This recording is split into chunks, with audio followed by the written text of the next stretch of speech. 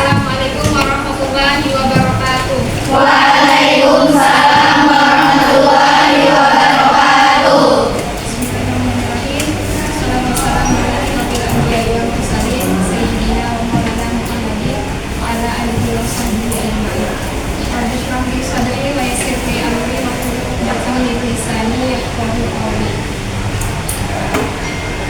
Selamat pagi semuanya. Pagi. Bagaimana kabarnya hari ini? Alhamdulillah baik. Alhamdulillah. Hadir semua Kak?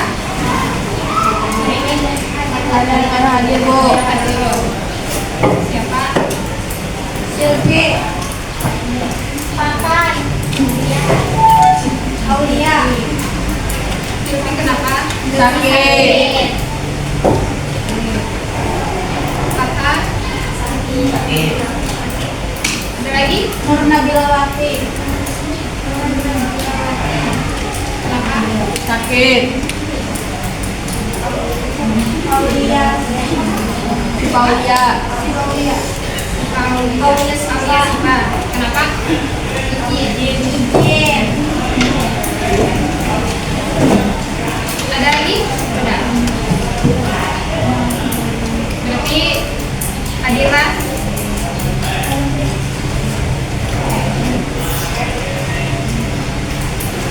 Hari ini kita membahas tentang menjalani hidup penuh manfaat dengan menghindari berfoya-foya, ria, sum'ah, takabur, dan hasad.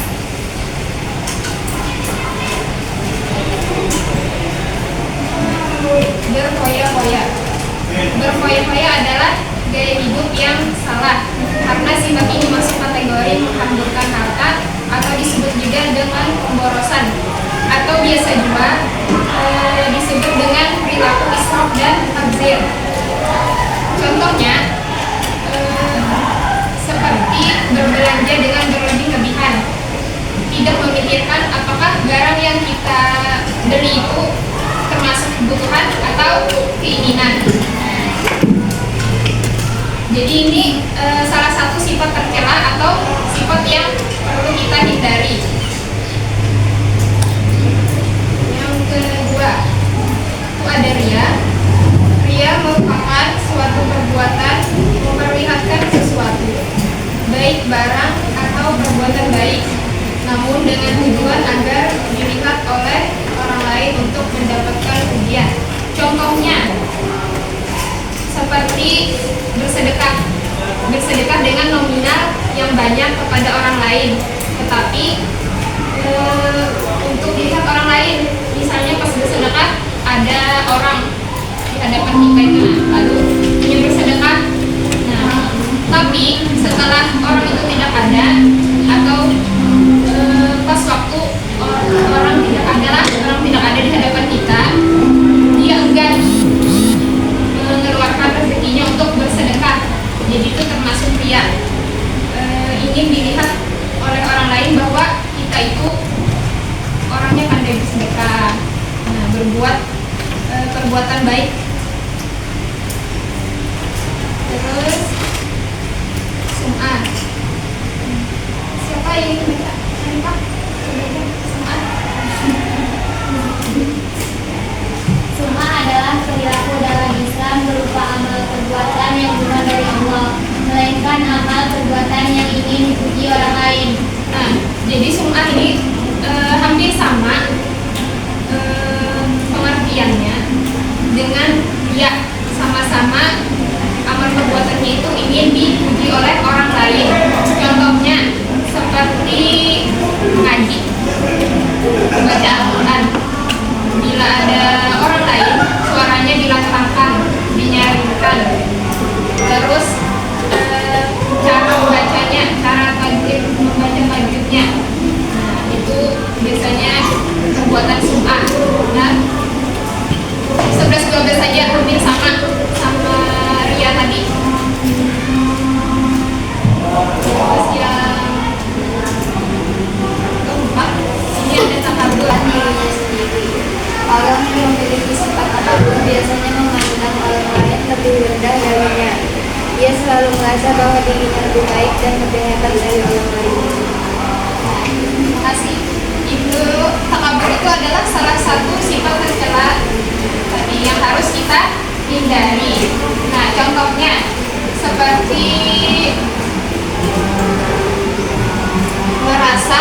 bahwa amal ibadah kita itu lebih banyak daripada orang lain, merasa dirinya itu lebih bisa daripada orang lain, terus memuji dirinya sendiri. Nah, jadi takabur ini ada dua macam, ada takabur lahir, ada takabur batin. Kalau takabur lahir itu sifat atau perilaku orang yang kita bisa lihat. Kalau takabur batin itu jiwa yang ada di dalam yang tidak bisa kita lihat, jadi kayak dalam hati.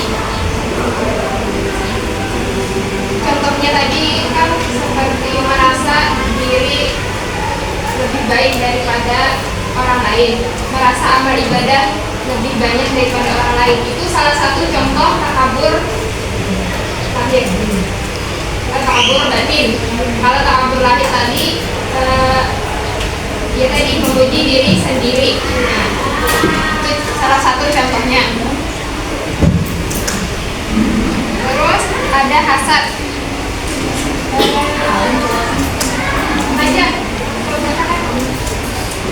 Hasad atau dengki adalah perasaan yang timbul di dalam hati seseorang ketika tidak senang melihat kebahagiaan orang lain. Hasad atau dengki biasanya kalau orang yang mempunyai sifat hasad atau dengki itu dia tidak suka melihat kebahagiaan orang lain. Lalu itu hasad inilah penyakit hati. Iri itu mungkin bisa jadi disaring-saring. Itu kan kayak ada mau menyulut ya.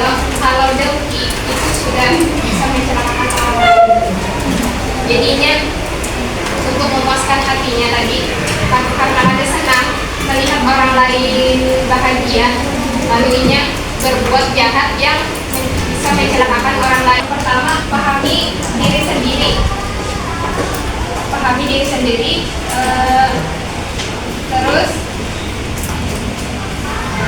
memahami diri sendiri untuk bisa berperilaku rendah hati.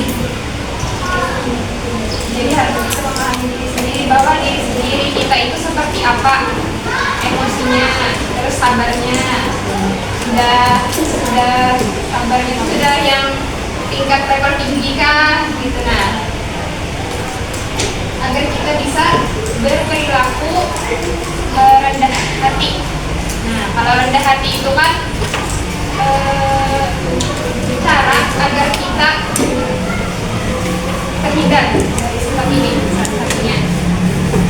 Terus yang kedua, latihan empati. Selain kita bisa memahami diri kita sendiri, kita harus bisa memahami perasaan orang lain, perspektif orang lain, bagaimana kepekaan kita terhadap orang lain. Nah, barangkali kita dulu yang harus peka dengan orang lain, perkataan itu jangan sembarangan, harus disaring dulu. Berkata ke orang lain, siapa tahu dengan kata-kata yang kita lontarkan hati orang sakit. Makanya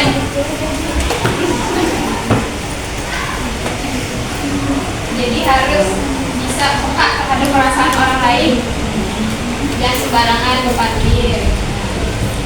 Terus yang tiga, bersyukur. Bersyukur salah satu caranya juga, karena dengan bersyukur kita terhindar dari sifat tercela tadi. Apa yang kita miliki harus kita syukuri. Kalau kita pada hawa menuruti orang lain, jangan dipaksakan. Terus yang keempat, pembatasan diri. Harus punya batasan diri. Misalnya berteman kita harus mempunyai batasan diri tadi. Misalnya dengan si A kita berteman tidak terlalu banyak manfaatnya, entah itu nantinya bisa merugikan kita atau orang lain juga. Kayak tadi pokoknya si A hidupnya boros. Nah, kalau misalnya pergaulan si A nih perjalanan kemana-mana. Boros kan? Jadi kalau misalnya merasa tidak terlalu bermanfaat, bukan dijauhi, dibatasi saja. Kalau dijauhi, rasanya diri kita pulang yang jahat karena kita menjauhi tadi. Dibatasi saja. Yang belum ada di kawani, apa itu?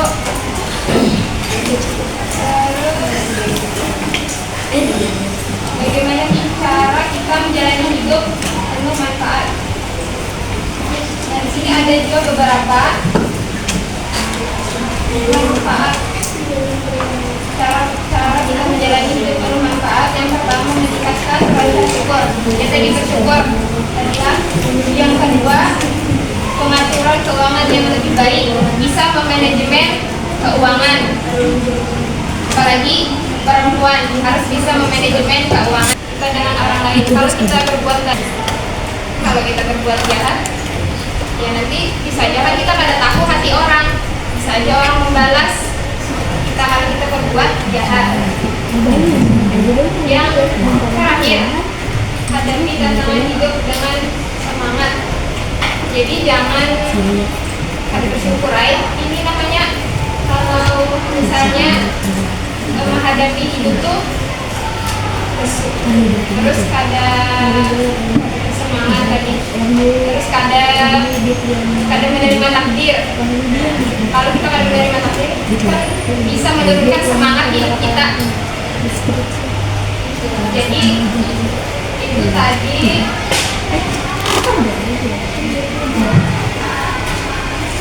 materi yang tentang menjalani hidup bermanfaat dengan menghindari upaya-upaya rias, takabur dan hasad. Di sini ibu ada 2 pertanyaan dan 2 pernyataan.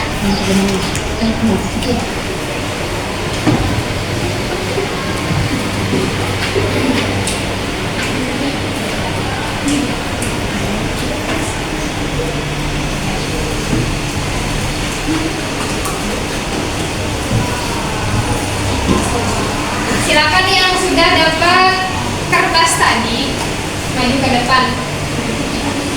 Yang dapat pertanyaan, cari pernyataan yang cocok dengan pertanyaan itu.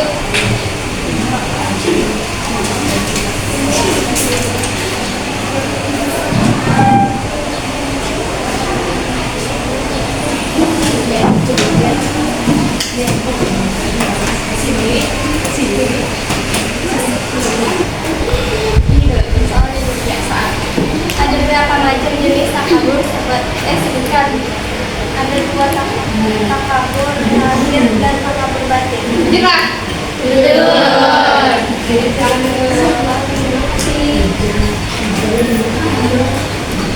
Apa yang dimaksudnya? Suatu perbuatan memperlihatkan sesuatu baik barang atau perbuatan baik. Jelas. Terima kasih. Oke, jadi itu tadilah pembahasan kita tentang sifat-sifat tercela.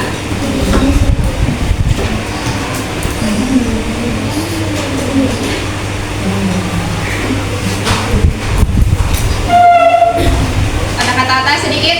Sesulit apapun perjuangannya, Anda berhak menjalankan kehidupan yang bahagia. Dan sesulit apapun tantangan yang kalian hadapi, harus tetap semangat.